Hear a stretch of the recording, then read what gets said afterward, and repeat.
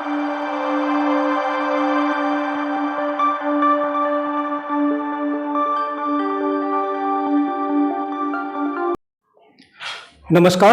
आप देख रहे हैं साचिया सच की आवाज और मैं हूं कुमार विजय। काशी के कर्णधार की 7वीं श्रृंखला लेकर के आज हम आपके बीच हैं और हमारे साथ आज बड़े खास मेहमान हैं जिन्होंने काशी में अपना बचपन गुजारा है और आज काशी के निर्माण में, वैचारिक निर्माण में अपनी एक बड़ी भूमिका निभा रहे हैं। इसके साथ साथ यहाँ की राजनयिक जिम्मेदारियों को भी बड़ी बखूबी निभा रहे हैं। कांग्रेस के प्रवक्ता संजीव सिंह जी, हम संजीव जी का अपने चैनल पर बहुत बहुत स्वागत करते हैं। संजीव जी एक सामान्य राजनयिक के तौर पर ही नहीं देखे जाते, बल्कि इस शहर की आबो हवा में कुछ इस तरीके से घुले हुए हैं कि लोग उनको अपने परिवार का हिस्सा मानते हैं, चाहे सामाजिक जिम्मेदारियां हों, चाहे राजनयिक जिम्मेदारियां हों या पारिवारिक जिम्मेदारियां हों। जितनी विनम्रता और स्नेह, विनम्रता इनके पास है और स्नेह इनको मिलता है, ये दोनों इनके हिस्से में बखूबी शहर का आता है। तो आज हम उनसे समझते हैं कि जब वो बचपन में इस बनारस की गलियों में दौड़ते थे और आज जब हम 2025 का बनारस देख रहे हैं, जितना वो जवां हुए हैं क्या उतना ही जवां हुआ है या वृद्ध हुआ है या विखंडित हुआ है बनारस? तो कैसे देखते हैं अपने बनारस को संजीव जी? जी, बनारस के बारे में सीधा उसका जो शाब्दिक अर्थ है, जो बचपन से जाना, जब आपने बचपन से जोड़ के पूछा कि बना हुआ रस जी। तो जब बना हुआ रस अर्थात जो बनारस रहा, उसमें मिलावटी जो रस उसमें घोलने की या मिलाने का काम किया जा रहा है, उससे बनारस की जो स्पिरिचुअलिटी थी, जो इसका अध्यात्म था, जो इसका पुरातनपन था, जो इसका अल्लड़पन था या इसकी जो बनारसियत थी, बनारसीपन था, वो समाप्त होते देख रहा हूं। और कहना गलत नहीं होगा कि पिछले 11 सालों में इस बनारस के उस स्वरूप को पूरी तरह से छिन्न भिन्न करने का काम वर्तमान में हुआ है जी। क्योंकि अगर बचपन की बात करें जी, तो क्योंकि दुनिया की काशी मुझे लगता है कि सबसे प्राचीनतम नगरी में से है। या तो एक रोम की चर्चा करते हैं और दूसरा जो वर्ल्ड हिस्ट्री में इस पे काशी की बात करते हैं। तो जो नगरी इतनी प्राचीन थी, जो एक हेरिटेज सिटी के रूप में थी, उसको तो संरक्षित करना चाहिए। क्योंकि मैं तो इतना ही जाना इतिहास के छात्र होने के नाते कि धरोहरों का संरक्षण होता है, विकास नहीं होता। लेकिन धरोहरों के विकास का जो एक अभूतपूर्व योजना इस 11 साल में देखने को मिली, तो विनाश दिखता है चारों तरफ। और क्या बात करूं। ये सीधे सीधे जो वर्तमान सत्ता है उस पर आप आरोप लगा रहे हैं कि उसने डेवलपमेंट के नाम पे वाराणसी को सिर्फ विनाश दिया है। देखिए, विकास की जो बात करते हैं तो विकास और धरोहर दोनों दो डिफरेंट चीजें हैं। विकास एक सतत प्रक्रिया है। अब जैसे मैं कहूं कि आपके यहाँ मैं साइकिल से नहीं आया हूं, मैं 4 पहिए से आया हूं, तो ठीक है, किसी समय इसी प्रदेश में, इसी जिले में आज भी बहुत से लोग हैं चलते हुए। तो हर व्यक्ति का और स्थान का मतलब आप डेवलपमेंट करिए वहां के अंतिम व्यक्ति के लाभ को देखते हुए, तो विकास है। यहां जो नुकसान की बात हुई, अब जो माँ गंगा, भाई मुझे तो ये मालूम है कि किसी कांग्रेस के नेता ने भी गंगा को पृथ्वी पर नहीं लाए थे। माँ गंगा भगीरथ ने जो लाया राजा सगर के उन सैकड़ों पुत्रों के मोक्ष के लिए, तो यहाँ एक नए भगीरथ हो गए कि गंगा में स्वेज नहर खोजने लगे। यहाँ पे 5-5 किलोमीटर तक गंगा में नहर बनाई जाने लगी। क्या हुआ? बाढ़ के पानी में करोड़ों रुपए बनारस की जनता का डूब गया। यहां पर जिस चीज की आवश्यकता नहीं है, करीब करीब 850 करोड़ रुपए का रोपवे दिया जा रहा है, जिस रोपवे के नाम पे केवल आप कहते हो कि कैंट से वो दर्शनार्थी विदाउट लगेज वो जाएंगे और दर्शन करेंगे और 18 मिनट में। मैं तो कहता हूं कैंट से लेके गिरजाघर चौराहे तक आप जो इलीगल इंक्रोचमेंट है, नगर निगम विकास प्राधिकरण उसको अगर ठीक कर दे तो ऑटो रिक्शा वाले वहां पहुंचा देते। लेकिन 850 करोड़ रुपए, और बनारस के गंगा घाट के किनारे जो रहने वाले लोग हैं, उस कॉरिडोर के नाम पे, कॉरिडोर हम कहते हैं उसको, इसलिए कॉरिडोर कहते हैं कि आपने बनारस की जो जो सच्चाई थी, जो असली बनारस था, उसको तोड़ने का काम किया। आप कॉरिडोर के नाम पे पुराना मोहल्ला हुआ करता था लाहौरी टोला के नाम से, वो तोड़ ताड़ के कर दिया। उस कॉरिडोर के नाम पे वहां पे फूड प्लाजा बनाया जा रहा है, बड़ी बड़ी मल्टीनेशनल कंपनियों को दिया गया। क्या भगवान से उसके इतनी सारी चीजें हैं, लगातार आप लोग आरोप लगाते रहे कि विकास के नाम पर बदहाल किया गया और बनारस के स्वरूप को बदला गया। तो क्या बनारस के लोग जो कभी अपने अंदाज के लिए जाने जाते थे कि अपने ठेंगे पर सबको रखते थे, क्या इस सत्ता से कभी स्वाभाविक तौर से लड़ने को नहीं तैयार दिखे? नहीं, बनारस के लोग लड़े। बनारस के लोग अभी पिछले लोकसभा चुनाव के पहले यहाँ पे 12-12 जो तथाकथित विकास की योजनाएं लाई जा रही थी, कहीं किसी सिटी, वैदिक सिटी के नाम पे, कहीं फलाना सिटी के नाम पे, यहीं के डीएम वाराणसी ने उन 12 योजनाओं से जो लोग प्रभावित हो रहे थे, किसान थे और वहां के काश्तकार थे, ग्रामीण लोग थे, सबको बुलाकर के निवेदन के साथ कहा कि हम इसको स्थगित कर रहे हैं, अभी मत करिए। मोहन सराय ट्रांसपोर्ट योजना के नाम पे सब कुछ था। बनारस के लोग लड़े हैं। और बनारस का इतिहास तो इतना प्राचीन रहा है कि अंग्रेजों के समय जब कलकत्ते राजधानी हुआ करती थी, तो उस समय वायसराय का फरमान हुआ कि बनारस में रहने वाले लोगों के घरों पे टैक्स लगेगा। ये वो बनारस के लोग थे, उन्होंने कहा कि हम टैक्स नहीं देंगे। बनारस के लोग पैदल कलकत्ता के लिए चल दिए, और जब चंदौली के पहले एक जगह पड़ती है लौंडा झांसी, वहां तक पहुंचे तो कलकत्ते से फरमान आ गया कि नहीं, आप लोग अपने घर को जाइए, किसी से गृहकर नहीं लिया जाएगा। ये वो बनारस है, ये वो बनारस है जो अपने राजा चेत सिंह के लिए यहाँ पे वारेन हेस्टिंग के खिलाफ लड़ाई लड़ा और वारेन हेस्टिंग को भागने पड़ी। तो आज की सत्ता इस चीज को क्यों नहीं समझती, और समय समय पर बनारस लड़ रहा है। मैं जिस कॉरिडोर की बात किया, वहां पर आज सबसे बड़ा अगर प्रभावित है तो व्यापारी वर्ग है। वहां पे आप बताइए, एकमात्र हॉस्पिटल हुआ करता था मेहता हॉस्पिटल, जहां पे हजारों की आबादी रहती है, जो शहर दक्षिणी है, एक सिंगल हॉस्पिटल आप नहीं दे पा रहे हो। और मेहता हॉस्पिटल को तोड़ करके एक 5 स्टार कंपनी को दे दिया गया होटल बनाने के लिए। होटल की आवश्यकता थी कि हॉस्पिटल की आवश्यकता थी, उन क्षेत्र के लोगों से पूछिए। तो अच्छा, इतने सबके बावजूद कैसे पॉसिबल है कि लोग प्यार नहीं करते, नफरत करते हैं, नाराज हैं, और वो व्यक्ति जो यहाँ से आपका प्रतिनिधित्व कर रहा है सदन में, और अलग बात है कि प्रधानमंत्री भी है, तीसरी बार सदन में पहुंच जाते हैं? देखिए, एक चीज तो मैं बिल्कुल, आप भी और हम भी मानेंगे कि इस देश में वाकपटुता और नजरों का धोखा जनता ही है ना, धोखा खाती है। लेकिन नरेंद्र मोदी जी जो चाय वाले, कथित चाय वाले के पुत्र बन के आए थे, चाय बेचते थे, उनकी चाय का स्वाद जनता ने खट्टा कर दिया। वो चाय जो 10 लाख वोटों से जीतने की बात कर रहे थे, 6 लाख वोटों से जीतने की बात कर रहे थे, बड़ी मुश्किल से 5 राउंड तक इंडिया गठबंधन के और कांग्रेस के प्रत्याशी और उत्तर प्रदेश कांग्रेस का पार्टी के अध्यक्ष श्री अजय राय, उनको मात्र 1.5 लाख से उनकी जीत। तो मैं कहूंगा कि एक नैतिकता के तगाजे पे देखा जाए तो देश के प्रधानमंत्री की हार थी, जहां पे इन्हीं के कई ऐसे सांसद जीते जो इनकी काफी ज्यादा वोट से जीते। अच्छा, एक स्थिति ये दिख रही, लेकिन एक नैरेटिव उस समय आपके साथ, जो इंडिया गठबंधन की दूसरी महत्वपूर्ण पार्टी थी कांग्रेस के साथ, समाजवादी पार्टी, उसके नेता अखिलेश यादव लगातार चुनाव से पहले ही कहते रहे कि एक सीट छोड़ करके हम पूरा उत्तर प्रदेश जीत रहे हैं। तो इस सीट को तो आपके गठबंधन ने पहले ही हारी हुई घोषित कर दिया था, फिर आप दावा कैसे कर रहे थे बेईमानी करके जीता गया? नहीं, बिल्कुल आपके सवाल का मैं कहीं इसका गलत जवाब नहीं दूंगा।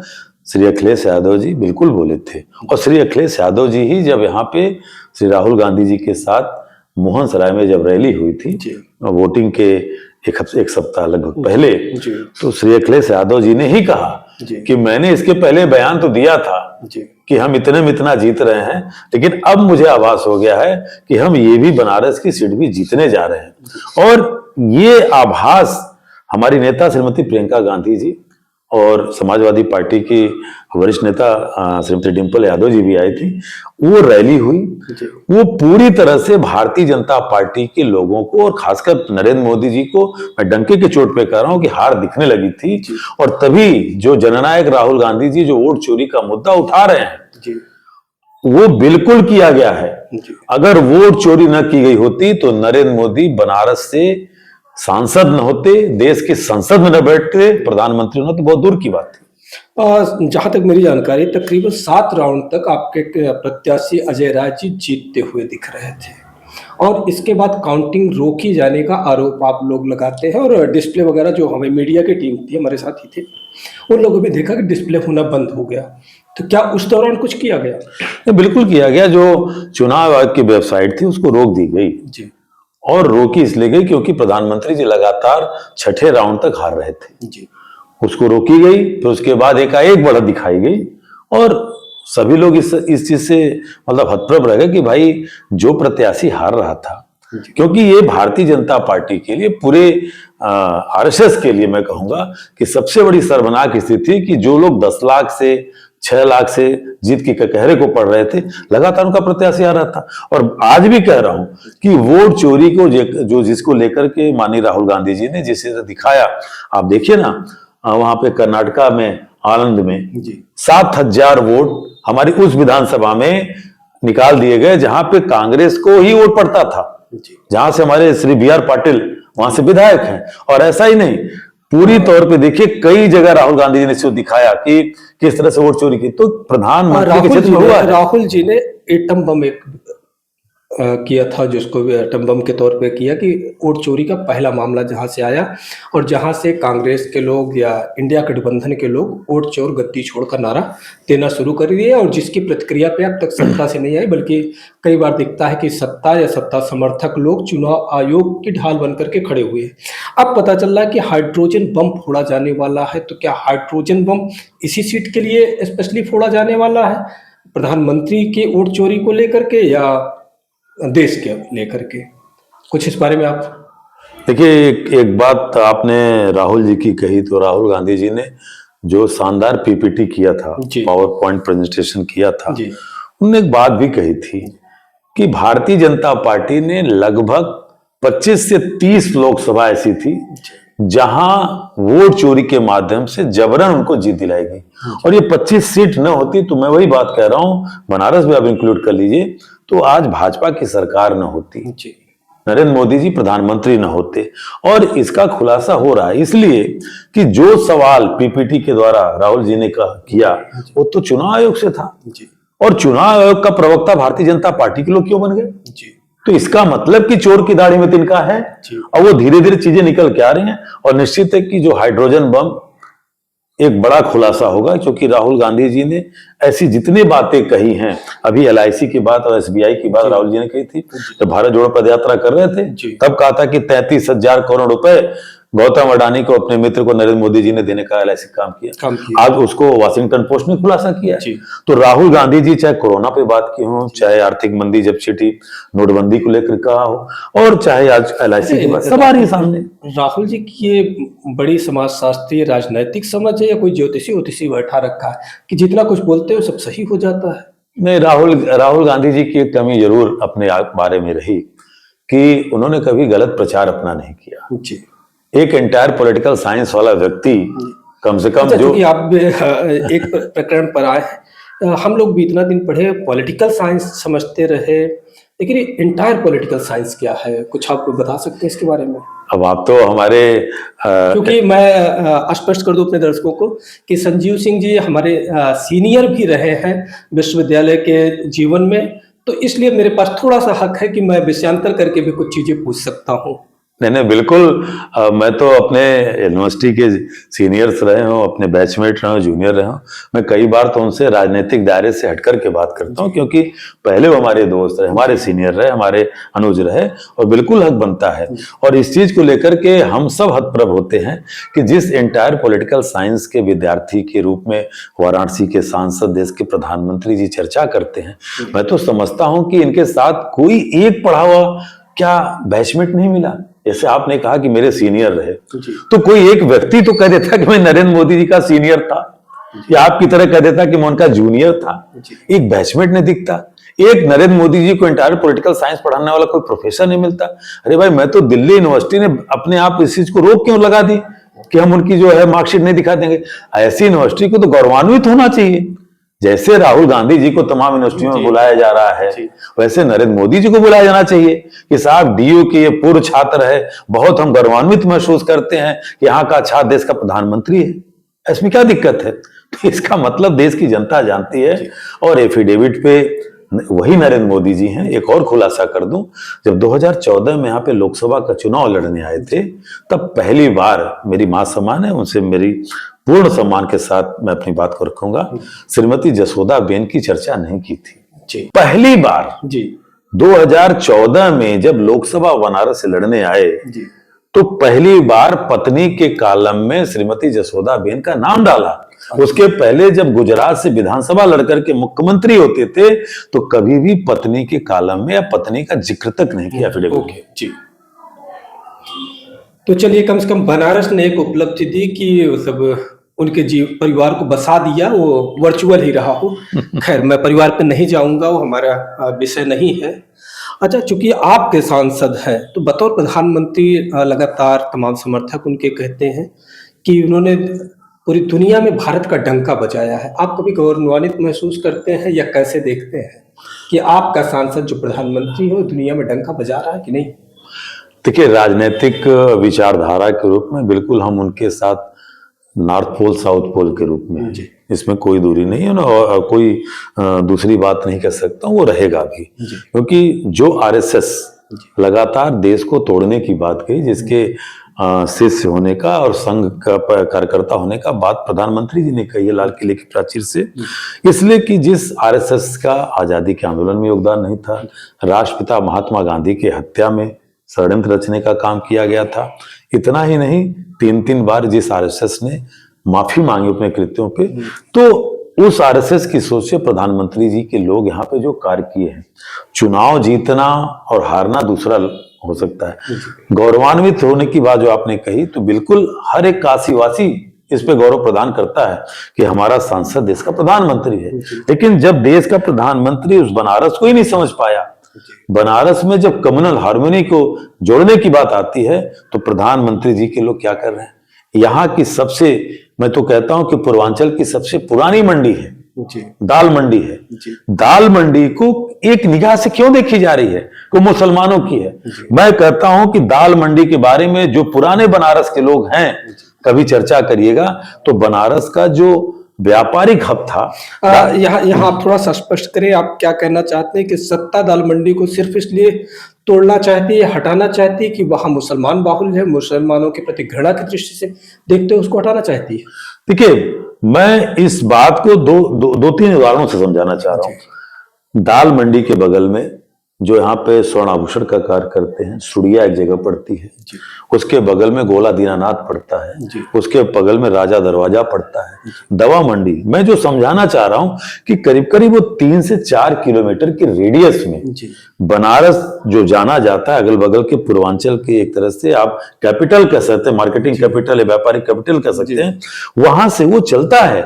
अगल बगल के जो जिले हैं, आप देखिए ना, भदोही हो, चंदौली हो, मिर्जापुर हो, जौनपुर हो, छोटे छोटे यहाँ से कारोबार चलता है। और आप उसको, भाई मंडी होगी तो मंडियां तो सक्रिय होती हैं, मंडियों में से आप रास्ता क्यों खोज रहे हो?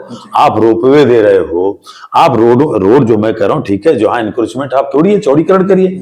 कैंट से लेकर के कोई उतरता है तो सबसे पहले मैं जानता हूं कि 50-60% लोग बीएचयू जाते हैं, क्योंकि प्रधानमंत्री का क्षेत्र है। एक भी बीएचयू जैसा एक सरकारी हॉस्पिटल प्रधानमंत्री नहीं दे पाए, बीएचयू जैसा एक केंद्रीय विश्वविद्यालय प्रधानमंत्री नहीं दे पाए, डीरेका जैसा एक सरकारी कारखाना प्रधानमंत्री नहीं दे पाए। जैसे मेरी सरकार 36 साल से उत्तर प्रदेश में नहीं है। कल भाजपा के लोग कह पावे कि प्रधानमंत्री जी की देन थी कि आज साहब 1 लाख लोगों का पेट भरता है, प्रधानमंत्री जी ने कारखाना, ये सरकारी कारखाना दिया था। वो लोग कह पावे कि साहब यहाँ पे 50,000 स्टूडेंट पढ़ते हैं, प्रधानमंत्री जी ने बीएचयू के बाद एक नया विश्वविद्यालय दिया था। वो लोग कह पावे कि सर सुंदरलाल हॉस्पिटल में ज्यादा भीड़ होती थी, पूर्वांचल ही नहीं बल्कि मैं कहता हूं कि 3 राज्यों के लोग आते हैं, जो सीमावर्ती राज्य से, चाहे छत्तीसगढ़ हो, चाहे मध्य प्रदेश, चाहे जो बिहार हो, वहां से लोग आते हैं। तो ये कह पावे कि साहब प्रधानमंत्री मोदी जी एक हॉस्पिटल देके गए थे, ये तो नहीं है। गुजराती मित्रों का फायदा कराने के लिए आप आधे दर्जन क्रूज चलाओगे, गुजराती मित्रों के लिए आप यहाँ मॉल सेंटर बना रहे हैं, आप कॉरिडोर के नाम पे मॉल बना रहे हैं। जी, अभी जब दाल मंडी तोड़ने की बात आ रही तो एक मुकम्मल विरोध आप लोग कर रहे हैं।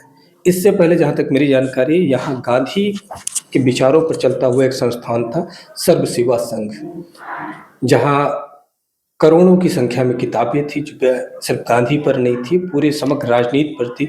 दुनिया के उन तमाम विचारों को सहेजा गया था जो सामाजिक डेवलपमेंट में अपनी भूमिका निभाते थे। उस पूरे के पूरे गांधी के ताने बाने को वहाँ से बिगाड़ दिया गया और उस सब को हटा करके ध्वस्त कर दिया गया।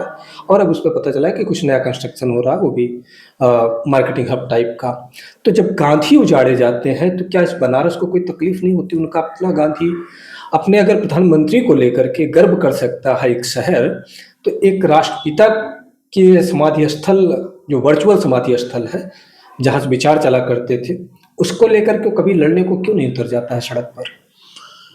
बड़ा दुर्भाग्यपूर्ण है कि हमारे प्रधानमंत्री जी, वाराणसी के सांसद, जब दुनिया के किसी दूसरे देश में जाते हैं तो ये नहीं कहते कि मैं नागपुर से आया हूँ, मैं हेडगवार की धरती से आया हूँ। वो कहते हैं हम बुद्ध और गांधी की धरती से आए हैं। और बड़ा दुर्लभ संजोग है कि गांधी की वैचारिक धरातल यहाँ पे सर सेवा संघ राजघाट थी, जो आचार्य विनोबा भावे, जो गांधी के एक मानस शिष्य के रूप में थे और गांधी जी की विचारधारा को बढ़ाने के लिए वो आचार्य विनोबा भावे जिन्होंने देश में आंदोलन चलाया था, भू आंदोलन, जो 42 लाख हेक्टेयर जमीन लोगों से दान मिली थी, वो व्यक्ति यहाँ पे मात्र 13 एकड़ जमीन वो संस्था लेती है। और कब लेती है? 1960 में, 1961 में, 1970 में। और किसने दिया था? उस समय के प्रधानमंत्री लाल बहादुर शास्त्री, उस समय के रेल मंत्री जगजीवन बाबू ने। तो इन सारे लोगों ने, राष्ट्रपति ने, तो इन सब लोगों के द्वारा रजिस्टर्ड बैनामा होता है। और वो नरेंद्र मोदी जी जो विदेशों में जाकर के गांधी की प्रतिमा के सामने नमन करते हैं, और यहाँ उस गांधी स्थली को दफन किया गया। और ये दिन दूर नहीं है जो सारनाथ में महात्मा गौतम बुद्ध ने अपने 5 शिष्यों को सबसे पहले बौद्ध धर्म की शिक्षा दी। नजर वहां पर भी लगी हुई है। तो ये नकली लोग हैं। और एक और ताजुब की बात कर दूं, ये शब्द मेरा गलत अगर आपके चैनल पे लगे तो हटा दे, लेकिन मैं बोलता हूं, ये दोगले चरित्र के लोग हैं। जिस आंदोलन से पहली बार जनसंघ ने, भाजपा के पहले जनसंघ थी, जनसंघ ने पहली बार सत्ता का स्वाद चखा, यानी जयप्रकाश नारायण का आंदोलन जब चला था, तो यही सर्व सेवा संघ प्रमुख गढ़ था। इस सर्व सेवा संघ से, जिनके कंधे पे चढ़ करके अटल बिहारी वाजपेयी पहली बार विदेश मंत्री हुए, मोरारजी देसाई प्रधानमंत्री हुए, सूचना प्रसारण मंत्री लालकृष्ण आडवाणी हुए, उस सर्व सेवा संघ को तो हमारी सरकार गई थी ना, कांग्रेस की श्रीमती इंदिरा गांधी की सरकार गई थी। हक तो हमारा बनता था, हम इस चरित्र के नहीं थे, उसका विनाश तो हमको करना चाहिए था, लेकिन नहीं, हमने गांधी के, विनोबा के, जेपी के उस वैचारिक स्थली को जिंदा रखा और उसको लगातार बढ़ाने का काम किया। तो इसलिए मैंने शब्द का प्रयोग किया। इन्होंने तो अपने के साथ न्याय नहीं किया और उसको भी फ्रेड कॉरिडोर के नाम पे गांधी को बेचा जा रहा है। गांधी को तो अपना मान सकते हैं क्या? मैं स्थल विनोबा भावे की स्थली की बात नहीं कर रहा हूँ, जो गांधी के विचार है, क्या संघ और सत्ता उनको अपना मान सकती है, आपको लगता है? जबकि आप ही लोग कहते रहे कि नाथूराम गोडसे उसी विचारधारा से आते हैं जिसने हत्या की थी गांधी की। तो गांधी को मारा जाएगा या बचाया जाएगा सत्ता द्वारा? देखिए, गांधी को तो इन्होंने मारने के पहले भी कम से कम 4 बार अटैक, 5 बार अटैक, 4 बार अटैक किया था। ठीक है। सवाल यह है कि जब गांधी पे 1934 में पहली बार हमला हुआ, तब 50 करोड़ देने की बात पाकिस्तान को नहीं थी। तब हिंदू और मुसलमान के नाम पे देश के बंटवारे नहीं होते। कौन लोग थे? ये वही लोग थे, यही मनवादी लोग थे, संघी सोच के लोग थे। वो तो बाद में आकर के एक गहरा सिखाया जाता है कि साहब इसलिए। और गांधी को मारने वाले लोग आज रोज गांधी की उस सोच को मार रहे हैं, और ये गांधी को कहां से अपनाएंगे? 2 उदाहरण मैं दे देता हूं। आज भी चुनौती के साथ कह रहा हूं कि आरएसएस के संघ मुख्यालय पे न गांधी जयंती 2 अक्टूबर को मनाई जाती है, न 30 जनवरी को शहादत दिवस मनाया जाता है। आप उनके फेसबुक, ट्विटर पे जाकर के देख लीजिए। तो जो लोग गांधी को इस रूप में याद करना चाहते हैं, तो रोज गांधी को मारते हैं, और गांधी को मारने वालों को प्रमोशन मिलता है। गांधी को मारने वाली पुतला बना करके कौन लोग हैं? प्रधानमंत्री जी ऐसे लोगों को फॉलोअर हैं, उनको फॉलो करते हैं। तो इसलिए चलिए अब इससे एक और प्रश्न पर आते हैं। ये प्रश्न आपसे इसलिए जरूरी लगता है कि आप बहुत विनम्र वक्ता प्रवक्ता माने जाते हैं। इस समय जो पूरी राजनीति में चल रही है, और अभी कुछ दिन पहले बिहार में एक प्रकरण बड़ा उछला था कि प्रधानमंत्री की मां को गाली दी गई, और उसके आरोप जिन्होंने नहीं दी थी, आपके नेता विपक्षी दल कांग्रेस के राहुल जी पर उस पर बड़ा आरोप लगाया गया। तो पूरी भाषा की शुचिता को इस राजनीतिक दौर में कैसे आप देख पा रहे हैं कि कितने वो प्रांजल हुई है या विनिष्ट हुई है? देखिए, ये भाषाई मर्यादा अगर तोड़ने की बात कही जाए, मैं नहीं कहता हूं कि चुनावी समर में बहुत पहले से भी होता है, लेकिन भाषा की निम्नतम स्तर पे या क्रूर हत्या अगर किसी ने की है तो मैं इसमें कहीं दो राय नहीं रखूंगा कि आरएसएस और भारतीय जनता पार्टी के लोगों ने किया है। और इसलिए प्रधानमंत्री जी के ऊपर जो बिहार की बात कहते हैं, मंच निसंदेह कांग्रेस पार्टी इंडिया गठबंधन के लोगों का था। राहुल गांधी जी की जो वोटर अधिकार यात्रा चलती, उससे आज जो बिहार में परिवर्तन दिख रहा है, ये बौखलाए हुए लोग थे। और जो व्यक्ति उस समय बोला, आपने देखा भी कि वो यानी कि भारतीय जनता पार्टी के अल्पसंख्यक मोर्चे का पदाधिकारी था, वो पकड़ा भी गया, पुलिस ने भी पकड़ा। लेकिन इस बात को पूरी तरह से, जो कि नेशनल मीडिया है, उसने पूरा एक नैरेटिव सेट कर दिया कि प्रधानमंत्री को मां को गाली, मां को गाली। और उसके वजूद में आपने देखा कि क्या क्या नहीं बोला गया। इनके हिमाचल प्रदेश का प्रदेश अध्यक्ष भाजपा का राहुल गांधी जी को सीधे मंचों से 7 साल पहले गाली देता है मां बहन की। उसको छोड़ दीजिए, प्रधानमंत्री जी ने क्या कहा था? हाइब्रिड बछड़ा। प्रधानमंत्री जी ने हमारी नेता और हमारी प्रणेता श्रीमती सोनिया गांधी जी क्या कहा था? कांग्रेस की विधवा, जर्सी गाय। इनके कुछ दिन पहले बड़े अच्छे मित्र हो रहे थे भाजपा के शशि थरूर साहब, उनकी पत्नी सुनंदा पुष्कर जी क्या कहा था? 50,000 करोड़ की गर्लफ्रेंड। ये प्रधानमंत्री की भाषा है। आपका मांग टीका छीन लेंगे, सिंदूर छीन लेंगे, ये कौन लोग बोल रहे थे? और प्रधानमंत्री जी अपनी इस भाषा पे कभी भी माफी मांगे, उनके लोग इससे बढ़ के बोलते हैं और उस पर कोई उनके ऊपर कार्रवाई नहीं की जाती। राहुल गांधी जी, मैं आपके चैनल पे चुनौती के साथ इस बात को कह रहा हूं कि तमाम चीजें हुई हैं। राहुल गांधी जी किसी भी एक नेता को व्यक्तिगत अगर टिप्पणी की तो बता दीजिए। प्रधानमंत्री जी तो ये भी कहते हैं कि बायोलॉजिकल नहीं है, तो उनके तो कुछ आरोप आप लोग माफ कर सकते हैं। भाई, अब प्रधानमंत्री जी को अगर अब यही बात कही जाती है संसद में, तो आपने देखा कि लोकसभा स्पीकर ने कहा साहब ये राहुल गांधी जी इस बात को वापस लीजिए। उन्होंने कहा, हमारे नेता माननीय राहुल गांधी जी ने चिल्ला के कहा साहब ये मैं नहीं कर रहा हूं, मोदी जी चैनल पे बोले हैं कि मैं नॉन बायोलॉजिकल हूं। तो वहां पे पता था सबसे बड़े विरोध तो लोकसभा अध्यक्ष जी कर देते, तो बिरला साहब कर देते हैं। तो हम तो प्रधानमंत्री जी की उस बात को हर जगह कहते हैं साहब कि प्रधानमंत्री जी हम लोग के बीच एक अवतारी पुरुष हैं, वो स्वयं कहते हैं। लेकिन अब इसको उनके ही लोग नहीं मानना चाहते हैं, और ये अवतारी पुरुष की भाषा है जो पूरी तरह से संबंधित। तो आप क्यों उम्मीद करते हैं कि अवतारी पुरुष की भाषा भी आपके भारतीय समाज की जैसी भाषा होगी? अब भाई का अवतरण वो अपने तरीके से रिएक्ट करेगा ना। नहीं, अब हम लोग तो जिस संस्कृति और संस्कार में पले हैं, वहां जिन अवतारों की बात होती है, उन अवतारों के तहत जो देवी देवता पैदा हुए, उनकी तो भाषा ही नहीं थी। उसी में शायद प्रधानमंत्री जोड़कर अपने को कहते हैं कि मुझे तो अभी लगने लगा जो यहीं बनारस में माँ गंगा की गोद में ही बोले थे कुछ पत्रकारों को संबोधित करते हुए कि मुझे तो अभी लगने लगा है कि मैं तो नॉन बायोलॉजिकल हूँ। तो इसलिए तकलीफ होती है कि भाई ऐसे अवतारी पुरुष तो पहली बार हमने देखा कि जिस तरह की भाषा का प्रयोग कर रहे हैं। तो संजीव जी ने बहुत सारी बातें की, इनसे हम थोड़ी सी और बातें करेंगे उत्तर प्रदेश की राजनीति में, जो कि राजनयिक व्यक्ति हैं और इस समय मुख्यमंत्री योगी आदित्यनाथ, जो कि लगातार ये लोग बात करते हैं लॉ एंड ऑर्डर की, और जिसको लेकर के बनारस में भी कई प्रकरण लगातार सामने आते रहे, जहां कभी छात्रों ने प्रोटेस्ट किया। तो अभी आपको लॉ एंड ऑर्डर की क्या स्थिति दिख रही है? मुझे लगता है कि इसके बारे में आपके एनसीआरबी के आंकड़े ही उत्तर प्रदेश की बढ़ते हुए अपराध की सारी गवाही देते हैं। और आदित्यनाथ योगी जी क्या बात करेंगे, उनके आवास के बगल में ही अभी एक महिला के साथ रेप हुआ था और वो अपने ही ऊपर शरीर पे पेट्रोल डाल करके आत्मदाह करने चली थी।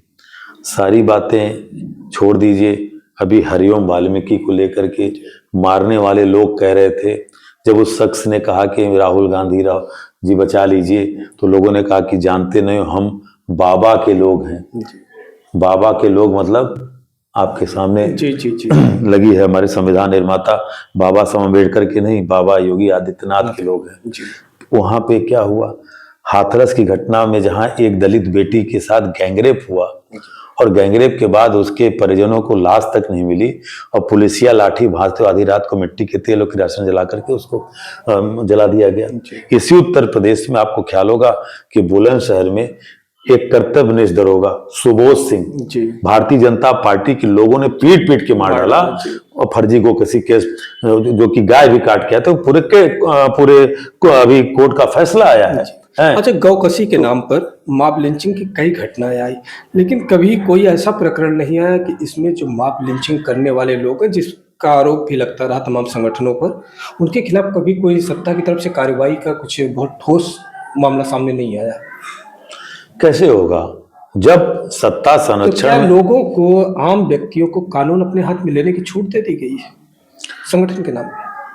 कानून को भी हाथ लेने में हाथ में लेने की छूट दी गई है, और दूसरी तरफ जो गोकसी के नाम पे जो बीफ क्रांति हिंदुस्तान जिसमें चमत्कार कर रहा है, वो भी सामने तो है। प्रधानमंत्री 2014 में कहते थे कि हम प्रधानमंत्री बनेंगे, इलाहाबाद के परेड ग्राउंड में भाषण दे रहे थे अप्रैल 2014 में कि मैं आते ही पिंक रेवोल्यूशन समाप्त कर दूंगा। आज हम ब्राजील से बस एक कदम पीछे हैं, पूरी दुनिया में वर्ल्ड में सेकंड स्थान पे हैं बीफ एक्सपोर्टर के रूप में।